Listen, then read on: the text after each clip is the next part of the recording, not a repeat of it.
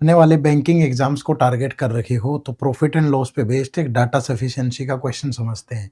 और समझना इसलिए जरूरी है ताकि एग्जाम में जल्दी जल्दी आंसर कर पाए। देखो क्या कह रहा है कि Riddhima buys 2 articles A and B at the same cost price P. ठीक है, ए और बी 2 आर्टिकल हैं और दोनों का जो सीपी है वो कितना है, पी है। तो यहाँ भी सीपी कितना है, पी है। अब आगे क्या कह रहा है कि then C marks both article by 75% about their cost price. तो जो एमआरपी होगा दोनों का वो 75% अबव, तो ये भी 1.75 पी और इसका एमआरपी जो होगा वो भी 1.75 पी होगा।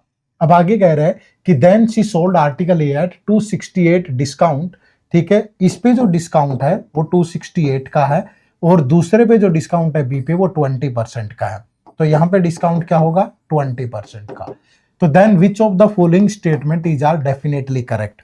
अब देखो अगर मैं यहां से सेलिंग प्राइस में निकालूं तो क्या होगा, एमआरपी में से आप डिस्काउंट माइनस कर दो और यहाँ पे अगर मैं सेलिंग प्राइस निकालूंगा तो 20% का डिस्काउंट है तो एमआरपी का 80% बचेगा। तो 80% ऑफ एमआरपी इज आपका सेलिंग प्राइस। अब स्टेटमेंट चेक करो, पहली स्टेटमेंट क्या है, the profit earned by selling article B is greater than by. अब यहां से अगर मैं प्रॉफिट देखूं तो प्रॉफिट क्या होगा, selling price minus cost price. तो भैया पी की फॉर्म में बच गया ना। यहां से देखो फिर पी माइनस होगा तो प्रॉफिट बचा पी की फॉर्म में। पी की वैल्यू तो पता ही नहीं है तो इससे तो आपका सोल्व नहीं होगा। ठीक है, फिर कह रहा है कि discount percent given on article a is more. अब यहां 268 है, डिस्काउंट किस पे दिया जाता है, एमआरपी पे। तो 268 अगेन इस पी का तो हमें वैल्यू ही नहीं पता ना। और यहां भी जो डिस्काउंट है अगेन पी की फॉर्म में आएगा तो फिर हम कैसे बता सकते हैं, तो यहां से भी नहीं हो सकता। C earned equal profit by sharing both the.